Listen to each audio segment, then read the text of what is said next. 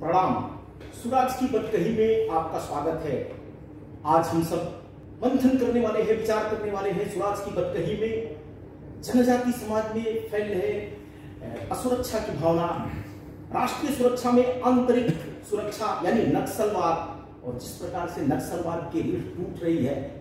आज धीरे धीरे करके नक्सलवाद समाप्त हो रहा है, लेकिन आज सामाजिक समरसता की जिस प्रकार की स्थिति है और देश समाज में जिस प्रकार से नक्सलवाद का हुआ है, ये कहा जाता है कि शहरी नक्सलवाद पनप रहा है और यह नक्सलवाद देश के लिए खतरा है। इसको चाइना से जोड़ करके देखा जा रहा है।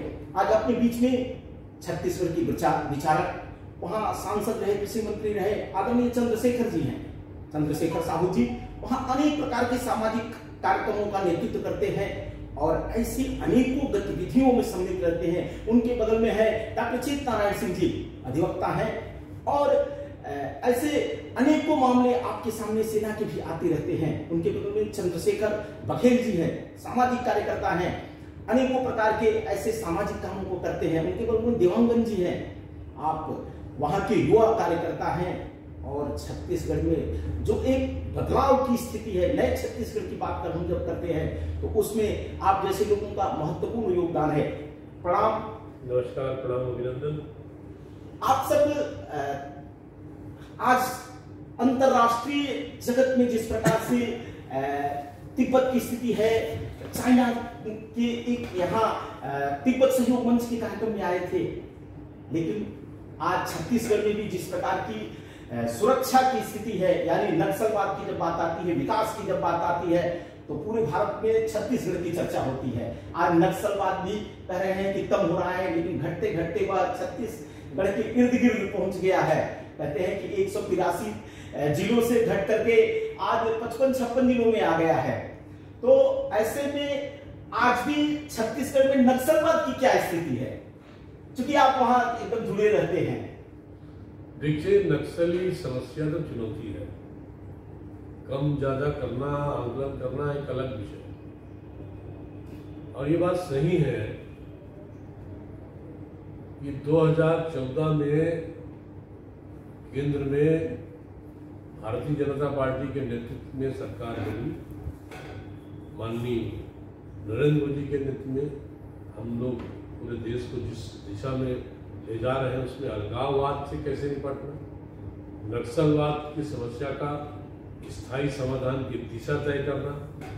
और उसके बाद आप देखिएगा 2019 में जब केंद्र में गृह मंत्रालय का दायित्व माननीय अमित शाह जी के पास आया, तो पहला दौरा उन्होंने यूनिफाइड कमांड जो एरिया जिसमें 5 राज्य हैं, उसकी पहली बैठक छत्तीसगढ़ में। और ये समस्या केवल एक राज्य की नहीं है, अनेक राज्यों की है, लगभग पूरे देश की है। जो शुरुआत हुई थी 1962 के बाद नक्सलवाड़ी में, जब पश्चिम बंगाल में कुछ विषय था भूमि को लेकर, तो वहां से जो शुरू हुआ था, वैचारिक रूप से जब शुरू हुआ होगा, लेकिन आज विचारधारा की लड़ाई तो रही ही। अब उसके खिलाफ जनजातीय समुदाय खड़े कि हमको हिंसा पसंद नहीं है, हम इस प्रकार की गतिविधियों को कभी अपने साथ नहीं जोड़ेंगे। वो बलात् रूप से वहां के नौजवानों को, नवयुवतियों को और जो किशोर वय के बच्चे हैं उनको अपने साथ जोड़ें, यानी हिंसा से। जो बिजनेस ऑफ टेरर जिसे बोलते हैं, एक हिंसा का व्यवसाय है, ये स्पष्ट है। लेकिन बात बाबूजी यहाँ से शुरू होती है कि आप कह रहे हैं कि इस प्रकार की स्थिति, आज सेना के लोगों के ऊपर आक्रमण करने के लिए एक साथ 500, 600 लोग उतर आते हैं और भारी क्षति होती है जवानों की। तो इसमें ऐसा तो कहा नहीं जा सकता कि जनजाति समाज का इसमें सहयोग नहीं है। वह सहयोग क्यों आ रहा है, कैसे पनप रहा है, इसके बारे में क्या लगता है? मैं वही निवेदन कर रहा था कि एक तो चाइना से पूर्वांचल के थ्रू कहिए या सीधे अन्य राष्ट्रों के मार्फत कहिए, उनके पास हस्तक पहुंच रहा है। एक जो बड़ी समस्या ये आज भी हम बस्तर के युवाओं पर विश्वास करते हैं और उनको इस बात के दृष्टि से समझाने की बात कही जा रही है कि इस समस्या का हल शस्त्र नहीं है, शास्त्र है, अस्त्र नहीं है अक्षर, और इसीलिए वो ऐसे आधुनिक अत्याधुनिक वो उपकरण लेकर आए हैं। वो सीधे सीधे मोटर लॉन्चिंग को और रॉकेट लॉन्चिंग को इस्तेमाल करते हैं, तभी तो सेना के खिलाफ नहीं। यानी भारत के संविधान पर आपका विश्वास नहीं है, भारतीय व्यवस्था पर आपको विश्वास नहीं है, लोकतंत्र पर आपका विश्वास नहीं है, और इसीलिए सेना और सरकार के खिलाफ। वो तो कहते हैं कि लोकतंत्र जो है वह बंदूक की नली से निकलेगा। देखिए, लोकतंत्र यहाँ के तासीर में हम ब्रिटेन के हाउस ऑफ कॉमन से लाए हैं, ऐसा नहीं। वो हमारी परंपरा में नहीं, जब दुनिया का, विश्व का और पहले पौराणिक काल से पहले भी पहला जो असेंबली है महात्मा बुद्ध ने यहाँ स्थापित की। तब से लेके पंच फैसला, आज गांव में हम लोग पंच फैसला करते हैं, वो लोकतंत्र ही। हमारा परिवार लोकतंत्र से चलता है, हम मुखिया तय करते हैं, घर का परिवार का मुखिया है, वो तय कर रहा है कि अपना हम कुछ तय करते हैं। सारा जो सामाजिक संस्कार है, सामाजिक कार्य है, वो उसमें कहीं कहीं हम लोकतंत्र की पद्धति को हमने आत्मसात किया। केवल व्यवस्थागत बात नहीं है, लोकतंत्र को हमने अपने जीवन में, अपने परंपरा में, अपने दृष्टिकोण में, अपने सामाजिक मूल्यों में लाया है, और इसलिए लोकतंत्र पर विश्वास करना पड़ेगा। जब भी वार्ता की बात होती है, बातचीत की बात होती है, तो पहला यही उनके सामने प्रश्न, चाहे वो सरकार की ओर से है, चाहे अन्य किसी की ओर से हो, कि आप लोकतंत्र में और संविधान पर पहले विश्वास करना सीखें, तब हम वार्ता करेंगे। डॉक्टर साहब, जब बात आती है कानून की, संविधान की बात आती है, तो एक तरफ कहते हैं कि गरीबी के कारण से, विकास न होने के कारण से लोग नक्सली बन रहे हैं, माओवादी बन रहे हैं। इसमें कानून क्या कहता है? अपराध अगर गरीबी के कारण होते, इसमें कानून क्या कहता है? देखिए, जहाँ तक भारतीय कानून की बात है, अभी चंद्रशेखर जी ने अभी अंतर्राष्ट्रीय मुद्दों की भी बात अपनी चर्चा में किया। भारतीय संविधान में हर पहलू देखा गया है, चाहे समाज का सबसे पिछड़ा व्यक्ति हो, आदिवासी हो, गरीब हो, सबके लिए व्यवस्था है, सबके मौलिक अधिकारों के संरक्षण की बात है।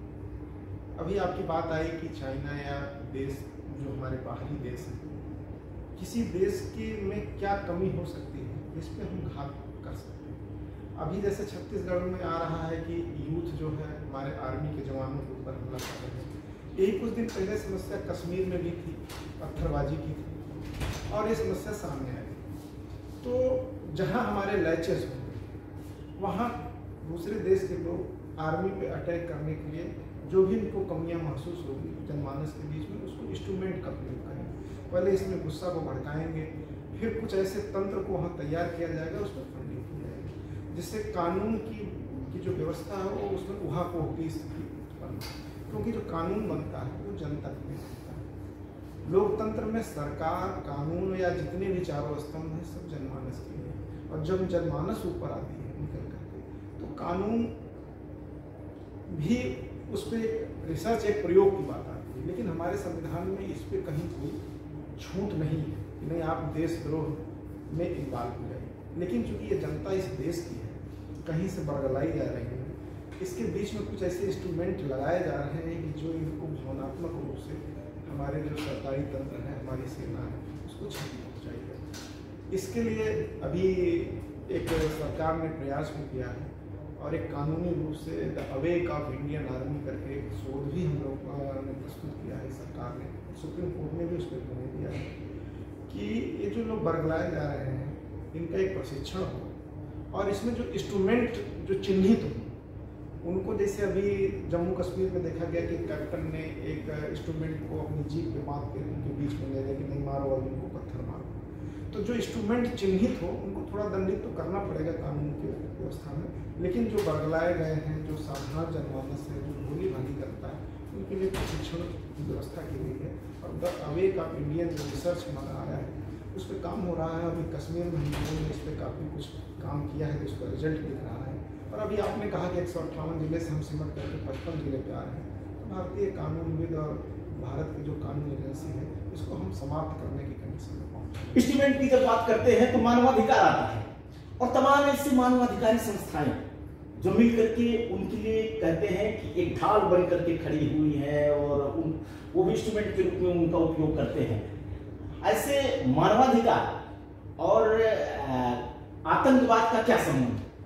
देखिए, मानवाधिकार शब्द को समझना पड़ेगा। समझना इस तथ्य में है कि जैसे मैंने इंस्ट्रूमेंट की बात की, तो जो इंस्ट्रूमेंट इस तरह की गतिविधि करते हैं तो ऐसा नहीं है कि जनमानस में आर्मी नहीं आती है, साधारण पब्लिक नहीं आती है, कहीं न कहीं जनता का ही लॉस होता है। और जो सरकार है, जो आर्मी के लोग हैं, वो पब्लिक के ही लोगों के बीच से जाते हैं और वही जो है उनकी सुरक्षा में लगे हैं। तो एक तरफ तो उनको आप उकसा रहे हैं कि नहीं इनके ऊपर पत्थरबाजी करिए, और जो सीधी सादी जनता है उनको जो है उद्वेग उनके अंदर पैदा करिए कि नहीं ये जो है मास के रूप में आए और एजेंसियों का हमारे विरोध करें। तो मानवाधिकार कहाँ कर रहे हैं, उनकी बात कर रहे हैं। अगर उनका संरक्षण हो रहा है उस इंस्ट्रूमेंट का, तो ये मानवाधिकार की परिभाषा नहीं है। नहीं, सिक्के के दो पहलू तो होते हैं। इसलिए आज कहा जा रहा है कि शहरी माओवादी यानी जेएनयू में ऐसे तमाम बैठे हुए लोग हैं जो उनको खुराक दे रहे हैं, बौद्धिक खुराक दे रहे हैं, उनको उकसा रहे हैं। और यह जो मानवतावादी लोग अपने को बता करके कर रहे हैं तमाम गतिविधियां, उनके ऊपर सरकार लगाम नहीं लगा पा रही है। यह शहरी नक्सलवाद और ऐसे ट्राइबल नक्सलवाद, जंगली नक्सलवाद, ऐसी तमाम प्रकार की बातें जो चल रही हैं, इसमें आप कहाँ देखते हैं कि जो इंस्ट्रूमेंट है वह बैठ करके शहरों से प्लानिंग कर रहे हैं? एक्चुअली ये जो शहरी जो नक्सलवाद जो बोल रहे हैं, ये एजुकेटेड लोग होते हैं और ये अपना कमांड वहाँ पे ग्रामीण क्षेत्रों में जो नक्सली ग्रुप में रहते हैं, आदिवासी जो भोले भाई लोग हैं, उनको शिक्षा के माध्यम से अपना कमांड करते रहते हैं, उनको भटकाने के प्रयास करते हैं। देखिए, मैं पढ़ाई सैद्धांतिक बातें नहीं चाहता हूँ। आप चूंकि जमीन से वहां से जुड़े हुए लोग जी, वहां की क्या स्थिति है, ये लोग जाकर के वहां अपनी कैसे गतिविधि चलाते हैं, ये तो इस सिद्धांत में पढ़ने सब जगह आ रहा है कि हम वो कर रहे हैं, वहां की क्या स्थिति है। अगर वो बस्तर में और कोंडा गांव में और दंतेवाड़ा में, सीमा पार उधर आंध्र से लेकर के झारखंड तक में अगर अपनी गतिविधि चलाते हैं और आप लोग चूंकि इस वर्ग से जुड़े हुए इंटेलेक्चुअल लोग हैं, तो इसमें कहाँ आप आते हैं? जी, इनका ये है कि सीधे उनसे इंटरेक्शन रहता है। ये जमीन में भी जाते हैं वहाँ पे और ये अपना चैनल डेवलप करके कहीं ना कहीं वहाँ के क्षेत्र में अपना कमांड डेवलप करते हैं, आर्थिक रूप से मजबूत अपने आप को करने के लिए। कहीं ना कहीं इनके बहुत सारे कारण हैं जिसके कारण ये लोग इस क्षेत्र में आते हैं। आर्थिक एक कारण हो सकते हैं, सामाजिक कारण हो सकते हैं, राजनीतिक कारण होते हैं, सांस्कृतिक कारण है। जो संस्कृति जो भटके हुए लोग रहते हैं या जो आर्थिक रूप से जो पिछड़े रहते हैं, उनको ये अपना टारगेट करते हैं, अर्बन नक्सलिस्ट जो होते हैं। और इसी को ये ले जाकर के कहीं ना कहीं वहाँ पे अपने ट्राइबल बेल्ट में जाकर के अपने आप को डेवलप करते हैं और इसके माध्यम से अपने आप को मजबूत करते हैं। और जो एडवांस टेक्नोलॉजी है उस पर ये परचेज करते हैं और अन्य देशों से कॉन्टेक्ट करके नक्सलियों को गढ़ के रूप में डेवलप करते हैं।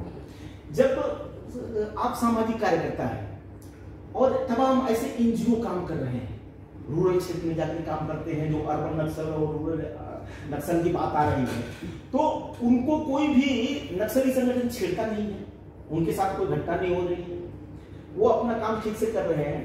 तो ऐसे तमाम प्रकार के एनजीओ, उनसे और नक्सलियों से क्या संबंध है? देखिए, इसमें जहाँ तक एनजीओ की बात है तो दो प्रकार के एनजीओ काम कर रहे हैं। तो फॉरेन फंडिंग वाले करते हैं। फॉरेन फंडिंग वाले जो हैं, इनका साठगांठ है, तो ये लोग अपना उसके हिसाब से काम करते हैं। और जो एक्चुअल में एनजीओ जो वास्तव में काम करते हैं, ऐसे बहुत सारे एनजीओ, जैसे भी अपने भारत तिब्बत सहयोग मंत्री इंद्रेश जी भी एक कार्यक्रम में गए हुए थे वहाँ कांकेर क्षेत्र में, तो वहाँ पर भी लोगों को जगाने का काम चल रहा है, तो आदिवासियों को प्रेरित करने का काम चल रहा है। और जब जहाँ तक अपने शहरी नक्सलवाद की बात कही, तो मैं आपको एक बात बताना चाहूँगा कि अब बिलासपुर में एक नरेश बाजार करके वो है, वहाँ पर नक्सलियों की वर्दी सिली जाती है और वहाँ सप्लाई की जाती है। और इस तरह की बहुत सारी घटनाएं हो रही है। देखिए, सामान तो कहीं ना कहीं उनको आ रहा है, सप्लाई हो रही है, इसकी कोई बात नहीं है कि कहाँ से आ रहा है, कानपुर से कारतूस जाता है कि कहाँ से उनके लिए वस्त्र आते हैं, कहाँ से खाना मिलता है। क्योंकि अब खाने पीने की बात भी तो उन परिवारों से ही इकट्ठा करते हैं। मूल समस्या मैं आदरणीय भाई साहब आपसे जानना चाहता हूं कि आखिर आपने कहा कि ये गरीबी है, विकास है, इसके न होने के कारण से नक्सलवाद पनपा। आज से तो धीरे धीरे ये सब चीजें कम हो रही, फिर भी नक्सलवाद क्यों नौजवानों को भा रहा है? देखिए राजकुमार जी, एक बात तो है, हमारा जो जनजाति समुदाय है मूल रूप से सहिष्णु है और समरस भाव से अभी तक जीता रहा है। हमने उसको कहा कि आप पिछड़े हो, आप ऐसे करो वैसे करो। जेएनयू से पढ़ के आए, उन्होंने कहा कि नहीं आप ऐसे कर सकते। वो वास्तव में उसकी अपनी जमीन से अपने अपने बुढ़ादेव से लेके जितनी उसकी परंपरा है उससे जो जुड़ाव है और उससे जो अनुप्राणित होने वाले लोग हैं वो अपनी जगह निश्चित रूप से एक ऐसे भाव से जिसमें सबको समाहित किया जा सकता है, उस भाव से जीने वाले बाहर से लोग गए। छत्तीसगढ़ का जो नक्सली समस्या है उसमें आंध्रा से लोग आए, वो जो बड़े बड़े लेवल लोग थे, उन्होंने कहा कि आप ऐसे करो वैसे करो, ये करो वो करो। और जैसे आपने कहा ना अपनी चिंता प्रकट की, ये पशुपति से लेकर तिरुपति तक बोलते हैं, एक रेड कॉरिडोर को डेवलप करने का प्रयास किया है। और इसीलिए यदि यहां नक्सलियों खिलाफ दबाव है, सीआरपीएफ के लोग हैं या दूसरे लोग हैं या कोबरा बटालियन है या स्टेट पुलिस है, केंद्रीय रिजर्व बल है, दूसरे जो फोर्सेस है, वो यदि दबाव डालता है तो वो उड़ीसा में घुसा, वो यदि उड़ीसा में दबाव आता है तो वो आंध्रा के बॉर्डर पर है। तो ये जो इंटर स्टेट इनकी गतिविधियां हैं वो चेंज होते रहते हैं। अभी गढ़चिरौली में एक बड़ा कांड हुआ, गढ़चिरौली में इनके नेता में जब इनके कोई नेता को पकड़ा जाता है या इनकाउंटर में वो मारा जाता है तो ये और भी नक्सली हिंसा को बढ़ावा देने की बात करते हैं। तो कुल मिला के सभी पहलुओं पर बातचीत करनी चाहिए, फोकस होनी चाहिए। जो आपने बहुत अच्छी बात कही, मंथन, सामाजिक आर्थिक कारण, हमारे अपने भौगोलिक स्थितियों को हम कैसे अनुकूल बनाए, कैसे कनेक्टिविटी बढ़े। आप जंगल में भाग रहे हैं, आप उसको कहाँ पकड़ेंगे, कैसे पकड़ेंगे, कोई जीने कार्य नहीं, प्रशासन तंत्र वहां तक पहुंच नहीं रहा है, आपकी पहुंच नहीं है, दूसरे जगह आप उसको स्ट्रेस नहीं कर सकते हैं। तो जो भौगोलिक कारणों से ये बच जाते हैं, उसके लिए आपके पास अत्याधुनिक, जैसे अभी कहा गया कि हम ड्रोन से सारा निगरानी करेंगे, ड्रोन टेक्नोलॉजी का भी हम इस्तेमाल करेंगे इस पर भी, तो वो उसका परिचालन ठीक हो। केंद्र सरकार इस मामले में निश्चित रूप से गंभीरता से प्रयास करती है, राज्य सरकारों के साथ समन्वय, और दूसरी तरफ एक जन आंदोलन, एक सामाजिक आंदोलन कि सामाजिक आर्थिक कारण यदि दिखता है तो उसका भी हम निराकरण करें। अभी कुछ लोगों ने, एक सैनी जी है बहुत पुराने, sorry,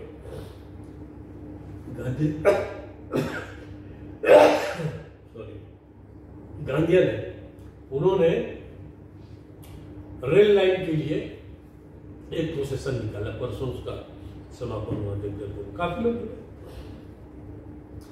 Jagdalpur Raoghat rail line यदि बनती है तो कनेक्टिविटी बनी। कुल मिला के जो नक्सली हिंसा से जुड़े लोग हैं वो विकास विरोधी के रूप में अब आदिवासी समुदाय के सामने चिन्हित हो रहे हैं, और इसलिए आंदोलन हमारे आदिवासी बंधु कर रहे हैं। मैं जो महसूस करता हूं, मैं गलत हूं सही मैं नहीं करता, लेकिन हमारे आदिवासी समुदाय के लोग, जनजाति बंधु, जनजाति समुदाय के लोग दोनों तरफ से मारे, एक पुलिस तंत्र से पीड़ित है और दूसरे नक्सली हिंसा के लोगों, नक्सली हिंसा से जुड़े लोगों से पीड़ित है, और वो उन पर अविश्वास जोड़ा जाता है, विश्वास प्रकट किया जाता है। उनको हम कैसे मुख्य धारा में, वकील साहब, जब बात होती है और नक्सली और ट्राइबल्स में विकास की जब बात आती है तो उसमें वन अधिनियम की बात आती है कि नक्सलियों की जो जमीनें हैं वो ले ली गई, वन विभाग उत्पीड़न कर रहा है और वन गांवों को समाप्त करने की बात होती है। ऐसे ही उनके अस्तित्व का खतरा की बात, यानी कहते हैं ना कि जंगल, जमीन, जानवर उनसे सब छीने जा रहे हैं और वन विभाग कहता है ये जंगलों को नुकसान पहुंचा रहे हैं। ऐसे कई बातें आ रही हैं जिनसे वनवासी समाज का उत्पीड़न की बात आती है। देखिए, जो हमारा वन अधिनियम है उसमें वन संरक्षण की बात है, लेकिन जो लोग उस तंत्र में लगाए गए और जो लोग वनों के साथ साथ वनों से जो लाभ लेने की बात आई, वनों में जो ठेका ठेका की प्रथा आ गई, उसमें जो ठेकेदार प्रवृत्ति के लोग प्रवेश किए तो उन्होंने नियमों का जो उल्लंघन किया, उससे इनका जो हैबिटेट था, जो इनका रहन सहन था, आवास था, जिसमें इनके प्राचीन काल से ही जो इनके रहन सहन की पद्धति थी वो प्रभावित हुई, इससे विचलित हुई। और जो आदमी कई पीढ़ियों से जंगल में रह रहा हो, वनों में रह रहा हो और एकाएक उनका हैबिटेट समाप्त किया जाए तो प्राकृतिक रूप से भी उनको दिक्कत होगी, व्यवहारिक रूप से भी दिक्कत होगी। उनका जो सांस्कृतिक और कल्चरल जो भी उनके जो रहन सहन है वो प्रभावित हो, तो इसका तो प्रभाव पड़ा है। और कानून का ठीक से पालन नहीं कराया गया, कानूनों का उल्लंघन जो पालन कराने वाले लोग थे उनके द्वारा हुआ, वो भी उन इंस्ट्रूमेंट के अंग बन गए। कानून कोई गलत नहीं है, भारत का संविधान तो सबको संरक्षण देता है, जो वनवासी हैं, आदिवासी हैं, गिरिवासी हैं, उनके लिए तो विशेष व्यवस्था है, लेकिन उन व्यवस्था का जो पालन कराने वाले लोग हैं उन लोगों की मानसिकता में कमी आई, इसके कारण यह परिस्थिति उत्पन्न हुई। लेकिन इस पर सरकार और कानूनविद और न्यायालय इस पर पूरी देख रेख कर रहे हैं। और इसका छत्तीसगढ़ में एक तो बहुत नहीं आया, लेकिन उसकी सीमा झारखंड में पत्थलगड़ी करके आंदोलन चला सीमांकन का कि ये हमारी भूमि है, वहां पत्थर गाड़ देते थे लोग और इसके लिए भी आंदोलन हुए, तमाम प्रकार के ऐसे। और यह आंदोलन ही शुरू हुआ जमीन को लेकर के, नक्सलवाड़ी से। तो जमीन तो इसमें मूल है, विकास इसमें मूल है। पहले क्या था कि जो गिरिवासी आदिवासी थे इनका एक हैबिटेट अस्थायी नहीं होता था, ये एक प्रकार से प्रायः एक स्थान से दूसरे स्थान तक के स्थान पर शिफ्ट होते थे। तो जो जमीन छूट जाती थी वो जंगल की जमीन थी। लेकिन इसका जब जंगल का जो निजीकरण जो बीच में हुआ, निजीकरण कोई व्यवस्था नहीं थी, लेकिन जिनके हाथ में इसकी व्यवस्था दी गई वो जिस तरह से जब कोई भी एक समूह आदिवासी का एक स्थान से दूसरे स्थान पर गया, अब उनका जो पुराना स्थान है उसको यथास्थिति रहनी चाहिए या उस पर जंगल ही रहना चाहिए कि जिससे 2, 4, 5 साल 10 साल 15 साल बाद उस स्थान से कोई भी ग्रुप आवे तो उस स्थान पे समूह आवे तो रहे। लेकिन जब उसको आप समाप्त कर देंगे तो फिर उनको दिक्कत होगी। और जो पूरा जिनकी कई पीढ़ियों से या जिनकी वर्जिन ही एक स्थान से दूसरे स्थान पर शिफ्ट होने की रही है, एक कैसे उनको बांध देंगे। तो इसके लिए कानून है, इसके लिए पूरी व्यवस्था है, पूरे संरक्षण की बात कही गई है, लेकिन उस कानूनों को पालन ठीक से नहीं कराया गया, जिसके कारण वो उनके अंदर उग्रता की बात आई। लेकिन इस उग्रता का लाभ जो अंतर्राष्ट्रीय शक्तियां थी, जो इंस्ट्रूमेंट का प्रयोग करके इसमें और इस आग में हवा देने का काम किया, जो एक समस्या के रूप में कहते हैं ना, लेखपाल और थानेदार ये दो मिलकर के इस समस्या के जड़ में भी आ जाते हैं। जो वैसे तो पाल शब्द केवल राज्यपाल के आगे है कानूनी रूप से, क्या वैसे सीजपाल, लेखपाल, ये जितने पाल हो गए, इन पालों ने मिलकर के राज्यपाल और राष्ट्रपति की समस्या को बढ़ा दिया और भारत की समस्या को बढ़ा दिया है। लेकिन इस पे इस जो तंत्र है लेखपाल और कानून और जो तहसीलदार जो राजस्व के हैं, इनके कानून को लेकर के एक अच्छे प्रशिक्षण की जरूरत है, जो निजी सरकारें और निजी जो जिला तंत्र हैं वो कर सकते हैं। कानून तो इस पर बने हैं लेकिन उनको पता नहीं, और वो क्या करते हैं कि आप जानते हैं पटवारी का कितना प्रभाव होता है, और एक पटवारी एक पूरे समूह को, एक गांव को, जिस क्षेत्र में वो काम करता है, किस तरह से अपने हिसाब से उसको भ्रमित करता है।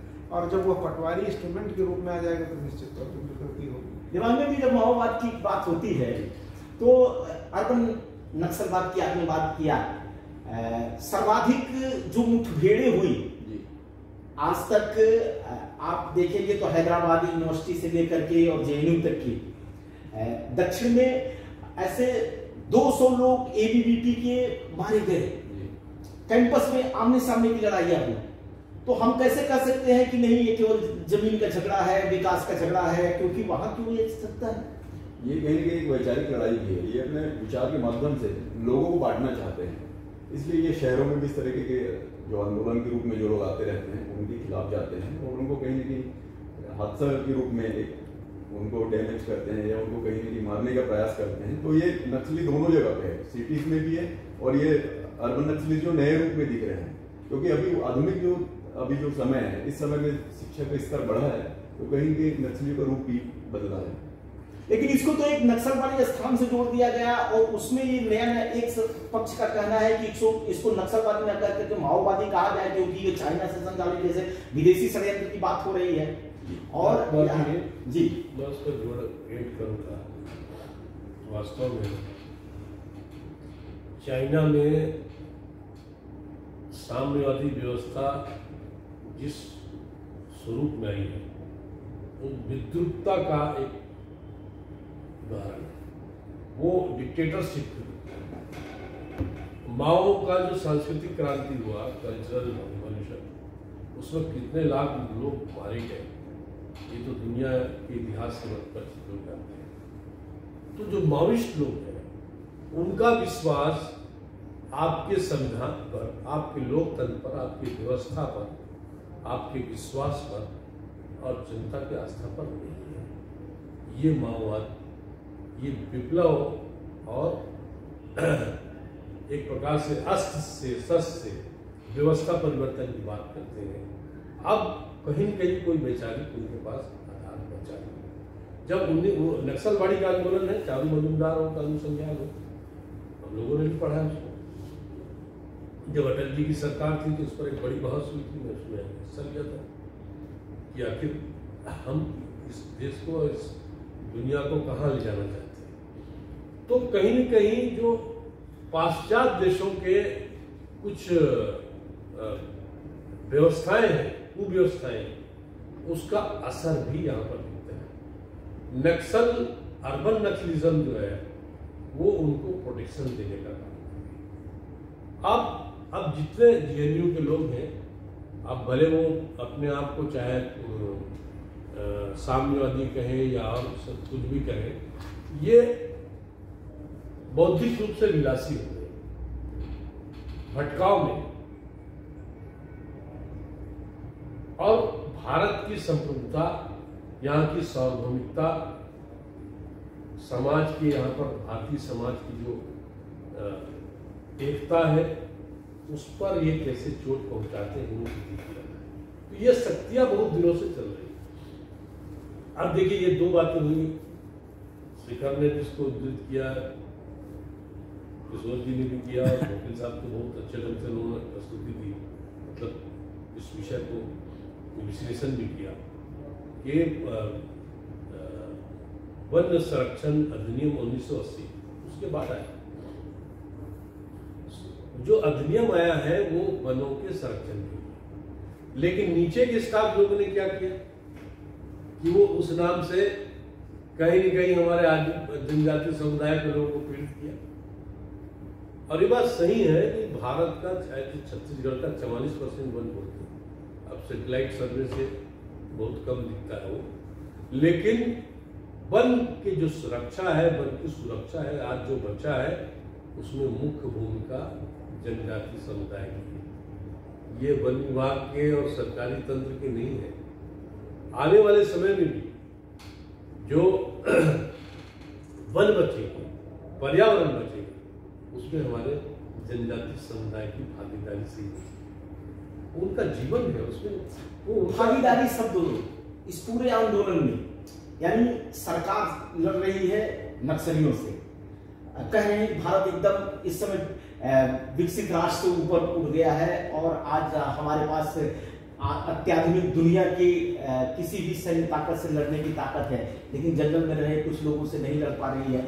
राजनीति और यह नक्सली मूवमेंट, कई लोग कहते हैं कई बार कि सेना के प्रयोग होते भी है, सेना के प्रयोग, फिर भी यह समस्या हल नहीं हो रही है। तो यहाँ जन भागीदारी, जैसे सर्व जुनून चला उधर, अभी जन भागीदारी इस प्रकार से जनता और शासन दोनों मिलकर के इस समस्या के समाधान के लिए क्यों नहीं आगे आ रहा है? जनता समय बीच में पिस रही है कुल मिला के, इसलिए ऐसा नहीं हो पाएगा कि सरकार अपनी जगह काम कर रही है, नक्सली अपनी जगह काम कर रहे हैं, जनता दोनों के बीच में है, तो बड़ी दिक्कत हो रही है जनता को कुल मिलाकर। तो आज सकता है कि इसमें क्या आपको परेशानियां दिख रही होती साहब? चूंकि जो ये शासन है, सत्ता है, सरकारें हैं, जनता ही सरकार बनाती है, फिर उनको जनता के बीच में जाना है। जो हमारी सेना के लोग हैं या सुरक्षा बल के लोग हैं, वो भी उन्हीं के बेटे हैं, उन्हीं के परिवार के लोग हैं। तो समस्या तो आती ही है कि हम अपने ही लोगों के ऊपर गोली चलाएं और अपने ही लोग हमको थ्रेट कर रहे हैं, मार रहे हैं।